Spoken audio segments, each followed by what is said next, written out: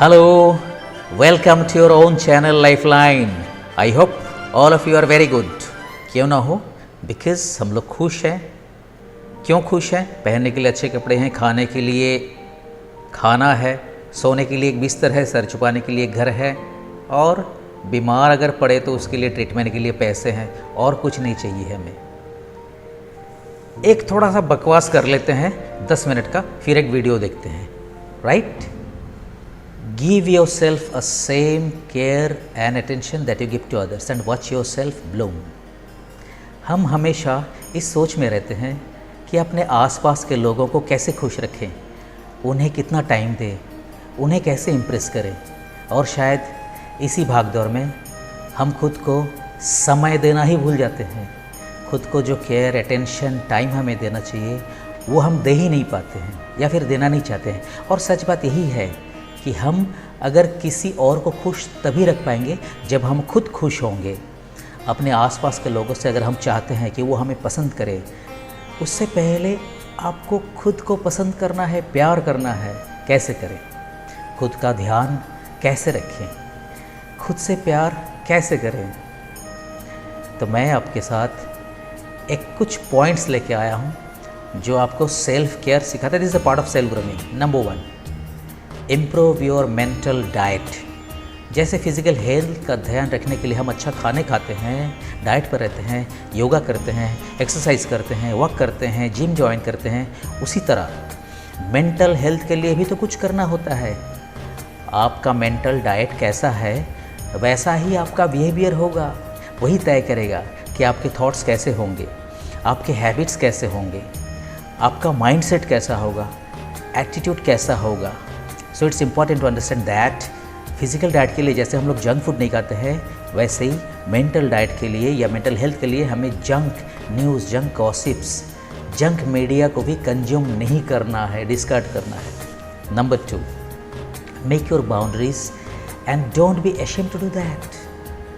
Just because कोई और कुछ कर रहा है, ज़रूरी नहीं कि हमें भी वही करना चाहिए या नहीं करना चाहिए. क्योंकि हम चाहते हैं कि वो पर्टिकुलर ग्रुप या लोग हमें एक्सेप्ट करें, ऐसी ज़रूरी नहीं है. हम सब एक नहीं है. We each one of us are unique. हमारी सोच एक नहीं है, हमारी सोसाइटी एक नहीं है, हमारा पसंद एक नहीं है, हमारा सिचुएशन एक नहीं है. Everybody is unique in their own beautiful world. इसलिए हमारी बाउंड्रीज भी एक नहीं हो सकती, अलग अलग है. जो आपको सही नहीं लगता है, आपके प्रिंसिपल्स एंड फिलोसॉफी के अगेंस्ट जाता हुआ लगता है, उसका आप नहीं करें, उसको डिस्कार्ड करें.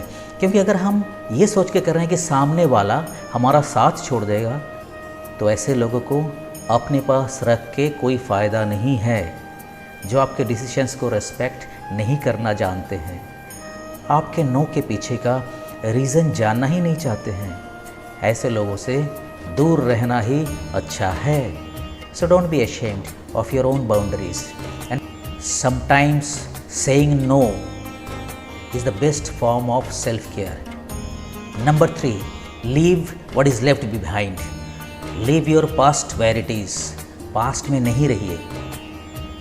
जो चीज़ नहीं आपके प्रेजेंट से रिलेटेड है और ना ही आपके फ्यूचर को अफेक्ट करेगा, तो उनको पीछे छोड़ देना चाहिए. आपके पास्ट अगर आपके प्रेजेंट और फ्यूचर को अफेक्ट कर रहा है adversely, then forget your past. अच्छे मेमोरीज़ को रखिए, बुरे मेमोरीज़ को रिकॉल नहीं करिए.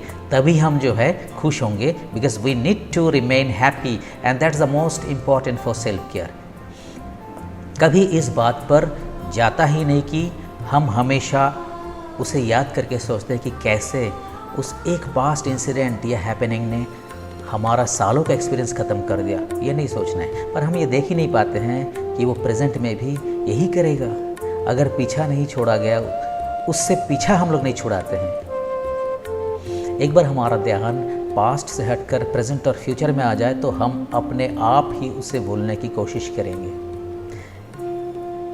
अपना फोकस हमें पास्ट से प्रेजेंट और फ्यूचर में लाना है, पास्ट पे नहीं. Number 4, read. There is a quote actually sums up the whole story. There is no friend as loyal as a book. दुनिया में किसी भी किताब में कोई बुरी चीज़ नहीं लिखा है दोस्तों. हर किताब से कुछ ना कुछ अच्छा सीखने को मिल सकता है हमें. अगर वो सब हमें और या अच्छी चीज़ें, अच्छी बातें कोई सिखा सकता है वो किताब है, इंसान नहीं। हर किताब कुछ ना कुछ अच्छा सिखा के जाता है, हमारे लाइफ में कुछ वैल्यू ऐड करके जाता है, हमें थोड़ा सा और समझदार बना के जाता है। तो भले ही दिन में 10 पेज हो या 5 पेज ही हो, हर पोस्ट पढ़ें या अपने पसंद का कोई किताब पढ़ें। और कभी कभी किताब पढ़ते पढ़ते ऐसे भी कुछ, जैसे पहले से शुरू करके लास्ट तक पढ़ना है ऐसा नहीं, ऐसा भी हो सकता है कि हम सीधे सीधे जो है पेज 5 पर चले गए, पेज 5-6 पढ़े, फिर पेज 12-13 पर ले, no issue. We are educated, we can relate what the main points are. And the last point is that talking to ourselves, अपने आप से बात करना है। ये हम पहले एपिसोड में, सेकेंड एपिसोड में ही बोले थे, सेल्फ ग्रूमिंग शुरू होता है अपने आप से बातें करने से। और देखिए 100 साल पहले स्वामी विवेकानंद ने कहा था कि if you are not talking to yourself you are missing out a splendid personality.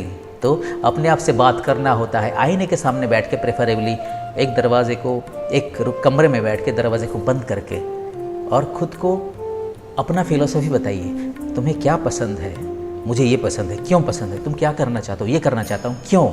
तो आपका फिलॉसफी स्ट्रॉन्ग बनता जाएगा। थोड़ा सा बकवास में काम की बातें डाल दिया, आई एम सॉरी। इसको अगले हफ्ते में और थोड़ा सा एक्सप्लेन करेंगे। टॉक टू आवर सेल्फ्स है या टॉक टू माई सेल्फ है, ये हम लोग थोड़ा सा और बात करेंगे, ये ज़रूरी है for our mental health. Thank you, have a nice Sunday. We do things that take care of ourselves every day, like brushing our teeth and washing our hands.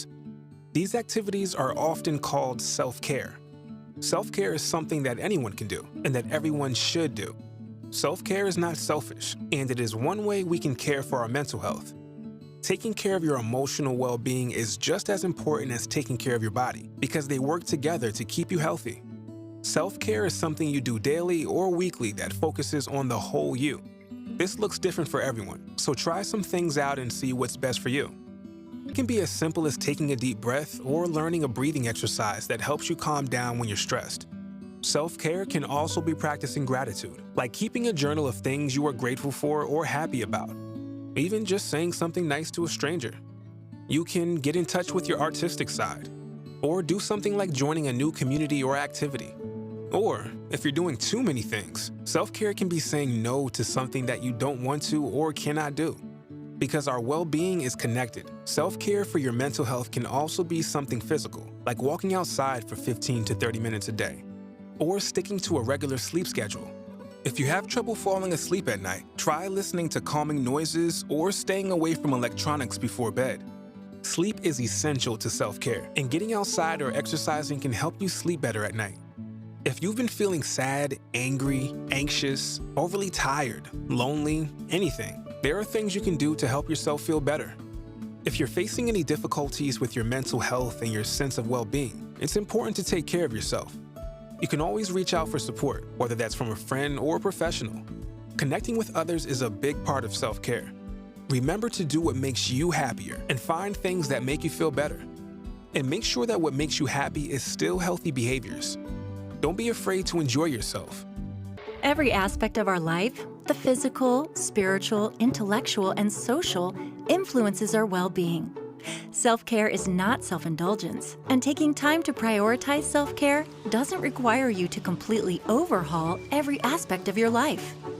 To improve your physical life, you don't have to go big or go home by purchasing a lifetime gym membership or bringing the gym home with you, or having to clear out any trace of sugar in your house. That just isn't a sustainable plan. Doing so creates a lot of stress and pressure to be perfect, followed by a truckload of guilt and shame when perfection is not obtained.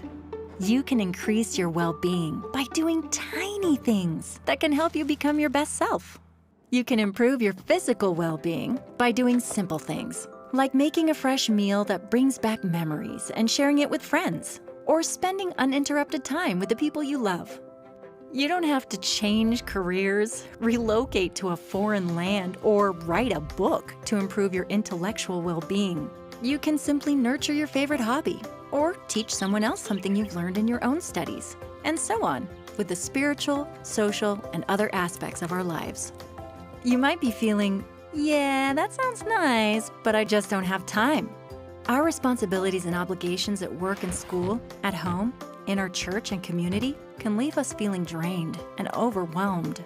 But contrary to popular belief, it is possible to feel refreshed, energetic, secure, and healthy even when life is at its busiest. It's possible when you prioritize self-care and do your best to stay balanced. And it is okay to prioritize self-care. It doesn't make you a bad mom if you take a nap, a bad citizen if you turn down a civic engagement to spend time with family, or a bad employee if you don't check your email on vacation. Caring for yourself can help you increase your capacity to engage in some of the most rewarding parts of life, such as developing talents, honoring friendships, and helping others. One of the most sustainable ways to have care too is to do simple, enjoyable things for yourself. So go ahead, it's okay. Give the physical, intellectual, spiritual, and social aspects of your life the attention they need to improve your well-being and create lasting joy.